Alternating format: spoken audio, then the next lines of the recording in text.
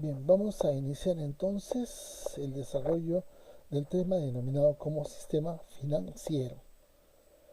El logro de la clase es el siguiente, ¿no? Al culminar la sesión, entonces comprenderemos nosotros el significado y la importancia del sistema financiero y su relación pues con las instituciones, instrumentos y mercados financieros que son sus componentes. Vamos a desarrollar esta primera parte, como pueden observar ustedes, que tiene que ver con la introducción a mercados financieros, características de mercados financieros, valores financieros, clasificación de los mercados, mercados primarios, secundarios y lo que se conoce como mercados bursátiles y extrabursátiles. Eso es la primera parte que vamos a observar en esta semana. ¿Qué cosas son, qué cosa entendemos por sistema financiero? De esta manera podemos definir al conjunto de instituciones cuyo objetivo es canalizar los excedentes, es decir, vincular a los agentes superavitarios y encauzarlos con los agentes que requieren de recursos con diversos fines, como para el consumo, porque están endeudados o porque quieren realizar inversiones. El sistema financiero comprende tres elementos muy importantes. Uno, que se denominan como los instrumentos financieros, por otro lado las denominadas instituciones financieras y los mercados financieros en los que se operan. Entendiendo a los instrumentos financieros como todos los recursos pues, que van a ser transados en, ¿cómo se llama?, en los mercados financieros, ¿no? Como son pues todos los instrumentos de cuenta corriente, todos los que tienen que ver con cuentas de ahorro, todos los que tienen que ver con préstamos, descuentos, etcétera. Las instituciones financieras, en cambio, observan lo siguiente, ¿no? Una clasificación que son un conjunto de entidades especializadas que tienen como finalidad, por un lado, la mediación entre los agentes superavitarios y deficitarios, ¿ya? Con fines de que se pueda lograr, pues, el que haya movimiento económico. Además de entidades que pueden ser consideradas como bancos y entidades que no son consideradas con esa misma finalidad. Permítame. En el caso de las entidades bancarias, su función es mediar, ¿no? Intermediario entre los agentes superavitarios y deficitarios y la posibilidad que tienen los bancos es que ellos emiten medios de pago que pueden ser aceptados de manera general, que son los cheques, a diferencia con las entes no bancarios que se diferencian especialmente en esto y en el hecho de que generalmente ellos realizan operaciones eminentemente especializadas, ¿no? Como podemos observar aquí. Aquí tenemos entonces las empresas consideradas como de un espíritu bancario, mientras las que no son consideradas como entidades no bancarias, ¿no? Consideradas como entidades no bancarias.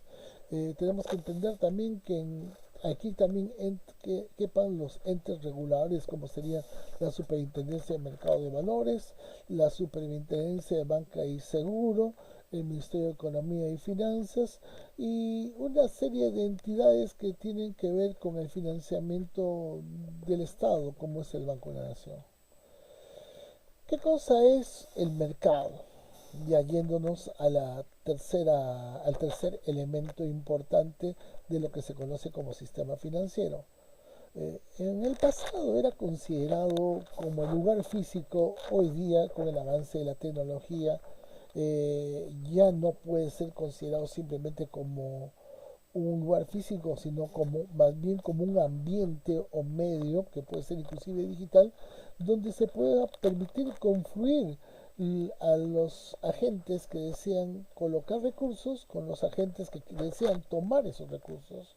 Es decir, que allí van a llegar bajo diversas formas, no solamente tomar recursos, porque pueden tener diversas figuras, pueden ser en documentos, agentes que tienen problemas de recursos, que quieren conseguir financiamiento y entes que requieren qué cosa, incrementar su patrimonio gracias o incrementar, capitalizar su patrimonio gracias a la colocación de sus recursos entre los agentes deficitarios. Estas operaciones, como se puso de manifiesto, pueden ser con contacto físico o pueden ser sin contacto físico. Claro que sí, ya no es como antes, en que necesariamente todas las operaciones se realizaban con una especie de verse las caras. Hoy día se pueden cerrar operaciones incluso sin tener ya los documentos, sino simplemente balances, ¿no?, digitales, donde se observa que la transacción ha sido realizada de manera oportuna, ¿no? Generalmente uno antes compraba o vendía y obtenía a cambio una serie de títulos y documentos. Hoy día eso ya se puede decir que está fuera de tiempo. Lo único que recibe uno es un documento en el que se establece cuánto se ha comprado o cuánto se ha vendido. Es decir, son liquidaciones eh, en, en casi todos los casos. Las funciones del mercado financiero, como hemos señalado primero, es el permitir la intermediación entre la gente que cuenta con recursos y la gente que requiere qué cosa, financiación. Pone entonces en contacto a todo el mundo que desee intervenir en este mercado, ¿no? Gracias a esto, gracias a esa convocatoria, gracias a la intervención de esas fuerzas en el mercado, es decir, eh, agentes que quieren comprar y agentes que venden, es que se fija el precio, en este caso por la ley de la oferta y la demanda. Esto va a permitir entonces proporcionar liquidez, ¿no?, a los activos y inclusive gracias a las tecnologías cada vez se reducen los costos de intermediación, los costos de transacción y permitiendo que cada vez la circulación de los activos ya incluso no requieran horarios, puedan estos confluir las 24 horas del día, los 365 días del año. Las características de los mercados financieros son, primero, que un mercado financiero tiene que ser transparente. Es decir, eso va a permitir que los agentes confíen. Entonces, de esa manera estarán convencidos de que todas las transacciones que se están realizando realmente están respaldadas, ¿no?, abiertamente por las entidades oficiales. Por otro lado, existe libertad, porque no existen barreras de entrada ni salida a dichos mercados. Amplitud, basado en el tamaño de transacciones que se realizan, ¿no?, lo cual realmente lo torna más importante a medida de que el tamaño es mucho más grande. Por ejemplo, muchas veces hablamos que las bolsas de Perú o los mismos mexicanos, guardando distancia, dicen que sus bolsas son pequeñas con relación pues a una bolsa americana, ¿no?, que realmente maneja billones. Por otro lado, también tiene profundidad porque gracias a la cantidad de transacciones es posible que se dirima los precios gracias a las fuerzas del mercado, es decir, gracias a la ley de la oferta y demanda, ¿no? Estos mercados también, gracias al avance de la tecnología y también a la actitud de las personas, ha permitido que los cambios que se producen en la economía se vean reflejados en el comportamiento de estos mercados.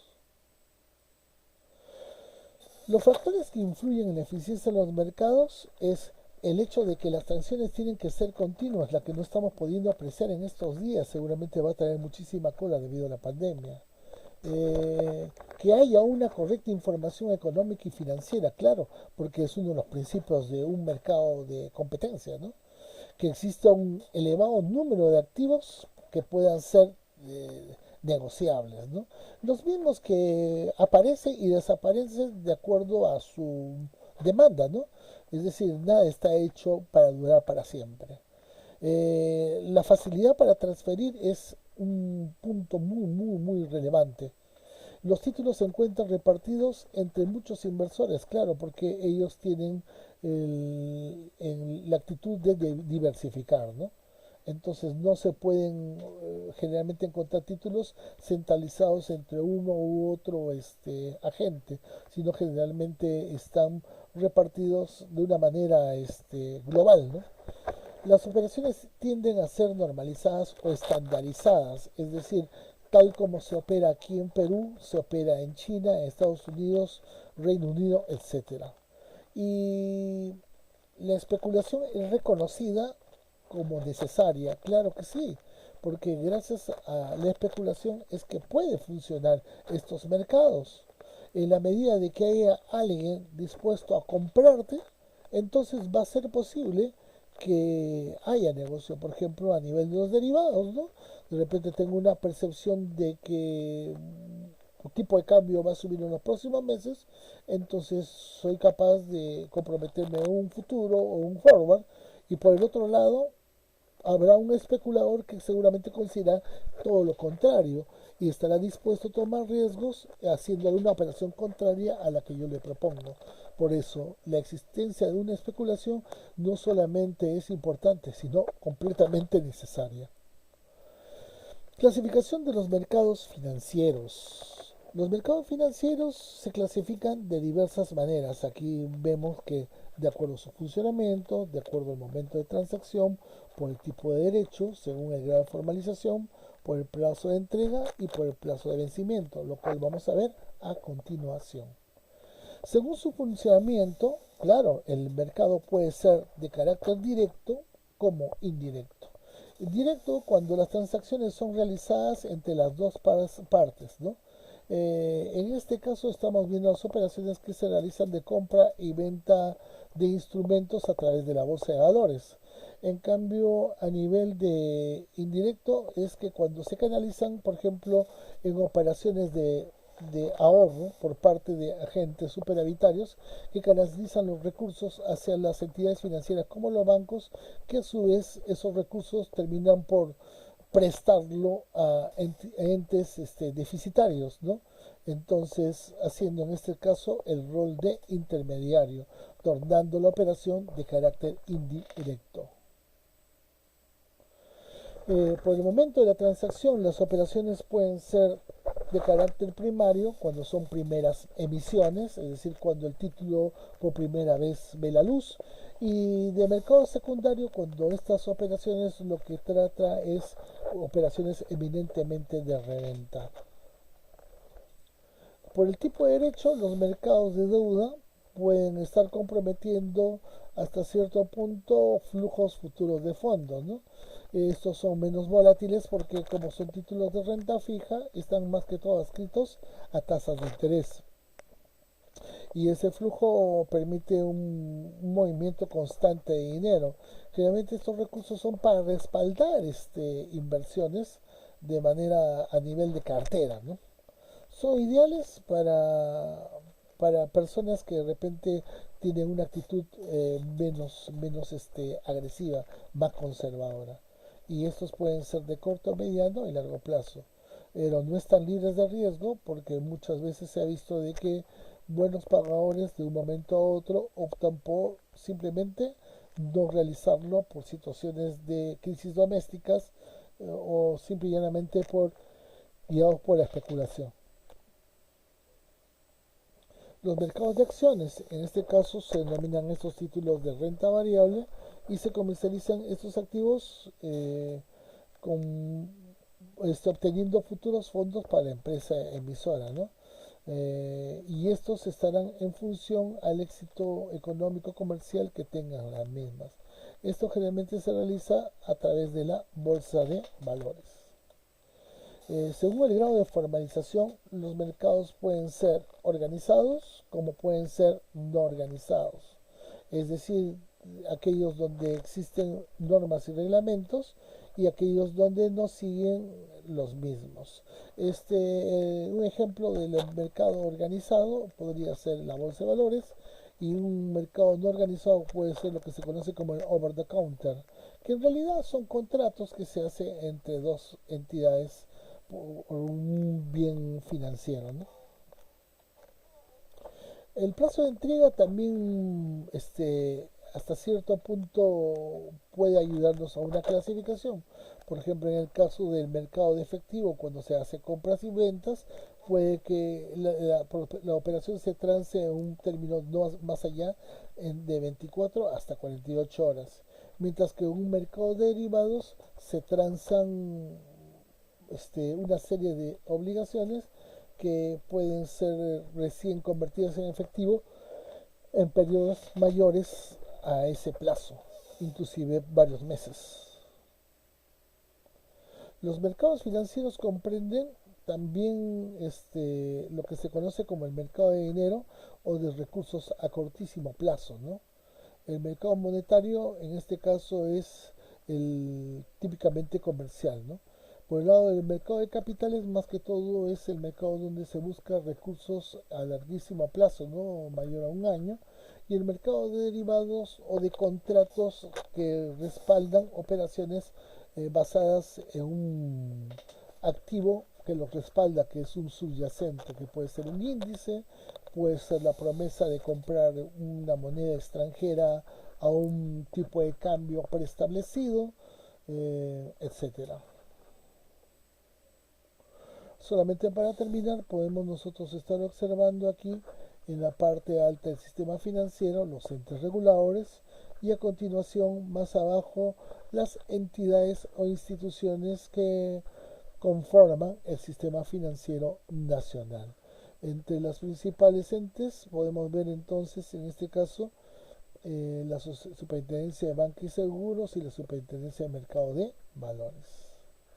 Bien, sobre esos temas relacionados con la evaluación calificación lo estaremos viendo ya en clase. Agradeceré que revisen los temas de una manera bastante responsable para que puedan ustedes superar evaluaciones continuas basadas justo en la preparación de estos videos. Por mi parte, nos encontramos dentro de unos minutos luego que ustedes hayan revisado los temas. Bueno, solamente hasta más tarde. Que, que tengan una buena sesión de estudio.